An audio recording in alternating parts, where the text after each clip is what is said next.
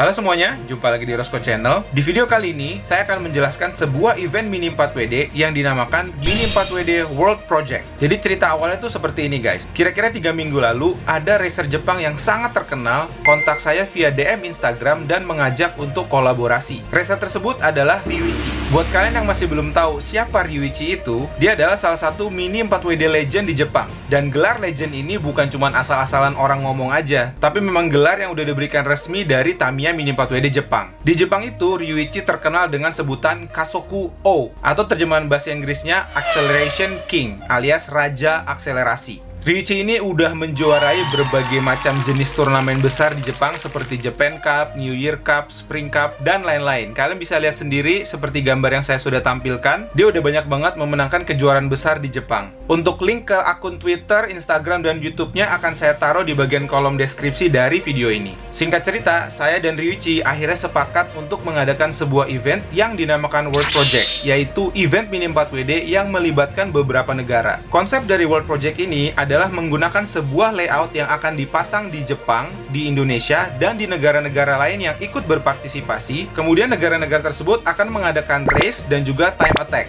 Nah, karena konsep World Project ini tujuannya adalah untuk saling berbagi settingan antar negara. Nantinya, mobil yang mendapatkan posisi 1-3 dari setiap race di tiap negara akan diekspos di Rosco Channel. Kemudian, mobil yang mencetak waktu tercepat di mode time attack juga akan diekspos mobilnya di Rosco Channel. Dengan begitu, kita bisa saling mengetahui nih settingan tiap negara tuh berbeda atau seperti apa sih di negara-negara lain. Sampai saat ini ada total 13 negara yang akan berpartisipasi pada event World Project ini. Untuk tempat pelaksanaan Mini 4WD World Project di Indonesia sendiri, saya baru menentukan 2 tempat. Yang pertama adalah Tekno dan yang kedua adalah Iconic di Bandung. Untuk race di kedua tempat tersebut sifatnya hanya invitasi terlebih dahulu atau berupa undangan saja. Namun untuk mode time attack-nya akan dibuka untuk umum. Nah, karena event ini sifatnya internasional dan mobil setiap pemenang akan diekspos di YouTube, kita akan menggunakan aturan resmi Tamiya Mini 4WD. Saya sudah berdiskusi dengan Ryu dan dia juga menegaskan bahwa aturan resmi harus diimplementasikan. Tapi Ryu sendiri masih memberikan dispensasi terkait karbon dan juga bearing non-original. Kedua part tersebut boleh digunakan pada event World Project ini. Nah, kebetulan di Indonesia ini kebanyakan motor pemain Mini 4WD itu dicoakkan. Kemudian saya coba konfirmasi ke Ryu, apakah motor yang dicoak itu boleh digunakan di event World Project ini. Saya pun juga mengkonfirmasi ke teman-teman dari negara lain. Dan semuanya sepakat bahwa hal tersebut melanggar aturan resmi dari Tamiya Mini 4WD. Ryu pun juga bilang kalau motor seperti itu tidak boleh ikut serta pada event kali ini. Ternyata cuman Indonesia yang motornya itu diizinkan untuk dicoak atau dilubangi. Setelah saya confirm ke 13 negara lainnya yang main Mini 4WD juga, nggak ada yang mengizinkan aturan tersebut. Jadi saya sendiri agak bingung sih, ini sebenarnya awal mula boleh dicoak tuh dari mana. Jadi sekali lagi bukan karena beda aliran atau seperti apa ya, tapi memang ternyata aturan Tamiya Mini 4WD yang resmi itu seperti itu, dan yang sebenarnya adalah tidak boleh dicoak. Nah, mengenai sistem race yang akan digunakan di World Project kali ini, saya nggak akan menggunakan sistem yang biasa digunakan di Indonesia, tapi kali ini saya akan menggunakan sistem poin. Buat kalian yang belum familiar sama sistem poin, kira-kira penjelasannya seperti ini.